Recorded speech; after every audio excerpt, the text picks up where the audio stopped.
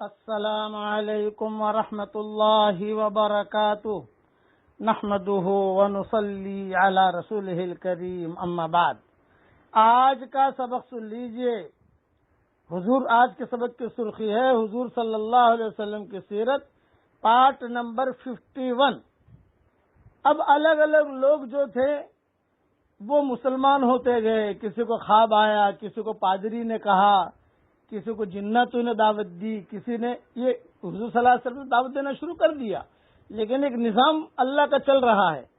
تو حضرت طلحہ رضی اللہ تعالیٰ عنہ فرماتے ہیں کہ میں بغرض تجارت بصرہ گیا ہوا تھا۔ ایک روز وہاں بازار میں اپنا خرید و فروخت کر رہا تھا اور اپنا کام کاج جیسے تجارت میں مشغول تھا۔ ایک بہت بڑا پادری اپنی صومعہ سے باہر نکلا اور اعلان کر رہا تھا، ارے بھئی اس بازار میں پوچھو کوئی ہے جو حرم کا رہنے والا ہو، مکہ کا رہنے والا ہو، تحقیق کرو۔ تو حضرت طلحہ کہتے ہیں کہ میں تو مکہ کا ہی تھا۔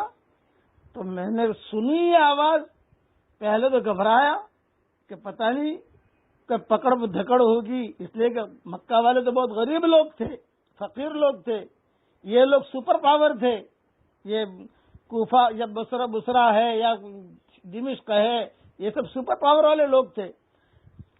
بار بار اس نے کہا بھی پوچھو کوئی ہے مکہ کا رہنے والا، کوئی ہے مکہ کا رہنے والا۔ تو پھر میں آیا اس کے پاس، حضرت طلحہ کہتے ہیں میں آیا اور کہا میں ہوں، میں حرم اور مکہ کا رہنے والا ہوں۔ راہب نے کہا کیا احمد صلی اللہ علیہ وسلم کا ظہور ہو گیا؟ میں نے کہا بھی مجھے تو کچھ پتا نہیں، میں تو یہاں سفر میں ہوں، کون احمد؟ مجھے پتا ہی نہیں تھا۔ تو میں نے پوچھا کون احمد؟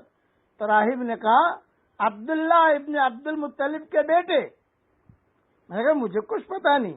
تو راہب نے زور سے کہا یہ مہینہ ان کے ظہور کا ہے، یہ مہینہ ان کو نبوت ملنے کا ہے، حرم مکہ میں یہ مہینہ ان کو نبوت ملے گی، بس حرم مکہ میں وہ ظاہر ہوں گے، ایک پتھریلی اور نخلستانی زمین کی طرف ہجرت کریں گے، مکہ میں رہیں گے، مکہ والے ستائیں گے تو مکہ والوں کو چھوڑ کر یہ مدینہ منورہ چلے جائیں گے۔ وَهُوَ آخر الانبیاء، وَهُوَ آخر الانبیاء، بوڑھا پادری تھا، ان کی کتابوں میں یہ چیزیں لکھی ہوئی تھی، تو وہ ایک زور سے کہہ رہا تھا وَهُوَ آخر الانبیاء، وَهُوَ آخر الانبیاء، اور وہی آخری نبی ہیں۔ دیکھو طلحہ، تمہیں ایک بات کہتا ہوں، تم پیچھے نہ رہنا، تم پیچھے نہ رہنا۔ یہ جملہ راہب نے حضرت طلحہ سے کہا، پیچھے نہ رہنا، جاتے ہی ہاتھ پکڑ لینا ان کا۔ چنانچہ حضرت طلحہ کہتے ہیں کہ میں مکہ مکرمہ آیا اور اس کی بات کا مجھ پر اثر تھا، جو اس نے مجھے یہ کہا کہ پیچھے نہ رہنا، اس کی گفتگو سے میرے دل پر خاص اثر ہوا۔ فوراً مکہ مکرمہ واپس آیا اور لوگوں سے دریافت کیا کیا بھی ہمارے شہر، ہمارے مکہ میں کوئی نئی بات پیش آئی ہے؟ لوگوں نے کہا ہاں ہاں بہت بڑی نئی بات پیش آئی ہے۔ یہ کیا ہے؟ یہ کہا محمد امین صلی اللہ علیہ وسلم نے نبوت کا دعویٰ کیا ہے، اور ابن ابی قحافہ کا بیٹا یعنی ابو بکر ان کے ساتھ گئے ہیں۔ اوہو، ابو بکر تو بہت بڑا آدمی ہے۔ ابو بکر نے اگر اس لیے کہ حضرت ابو بکر کا ایک مقام تھا حجاز میں، خوابوں کی تعبیر بہت دیتے تھے حضرت ابو بکر، لڑائی وغیرہ جو ہوتی تھی تو آپس میں فیصلے بھی کرواتے تھے، اور جگ چچا بھی تھے، جگ ماموں بھی تھے، جگ بھائی بھی تھے، اور سارے کے سارے ان کو پسند کرتے تھے ابو بکر کو۔ کہا کہ ابو ابن ابی قحافہ، ابو قحافہ کے بیٹے ابو بکر ان کے ساتھ گئے ہیں۔ میں فوراً ابو بکر کے پاس پہنچا اور میں نے کہا کہ ابو بکر کیا معاملہ ہے؟ تو صدیق اکبر رضی اللہ تعالی عنہ نے مجھے کہا کہ اس طریقے سے اللہ نے نبوت دی ہے، اور اب میں بھی مسلمان ہو گیا ہوں، خدیجہ بھی مسلمان ہو گئی ہے، علی بھی مسلمان ہو گئے ہیں، زید ابن حارثہ بھی مسلمان ہو گئے ہیں، فلاں بھی مسلمان ہو گیا ہے، تو تم بھی مسلمان ہو جاؤ۔ تو حضرت طلحہ نے کہا بھی میں کیسے جاؤں ان کے پاس، یعنی کوئی جانے کے لیے کوئی بات ہونی چاہیے۔ تو ابو بکر نے کہا کہ نہیں تم گھبراؤ مت، میں لے کے جاتا ہوں تمہیں۔ چنانچہ حضرت ابو بکر رضی اللہ تعالی عنہ مجھ کو یعنی حضرت طلحہ کو حضور صلی اللہ علیہ وسلم کی خدمت میں لے کر حاضر ہوئے، اور حاضر ہو کر حضور نے کہا کہ دیکھو تم کلمہ پڑھ لو، کامیاب ہو جاؤ گے۔ چنانچہ میں نے وہی کلمہ پڑھا اور آپ سے پورے راہب کا سارا قصہ میں نے بیان کیا۔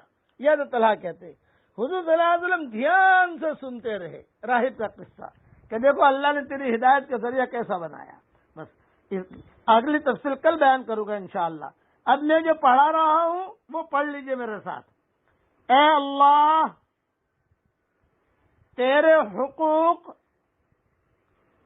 ہم نے ضائع کیے ہیں، اور تیرے بندے اور بندیوں کے حقوق ہم نے ضائع کیے ہیں۔ اے اللہ، اپنے حقوق تو معاف فرما دے، اور تیرے بندے اور بندیوں کے حقوق ادا کرنے کی ہمیں توفیق عطا فرما، اور اگر کمزوری یا سستی یا غفلت کی وجہ سے تیرے بندے اور بندیوں کے حقوق ہم ادا نہ کر سکے تو ہماری طرف سے ادا فرما دے اور ہمیں ان حقوق سے بری فرما دے۔ آمین آمین۔ وآخر دعوانا الحمدللہ رب العالمین۔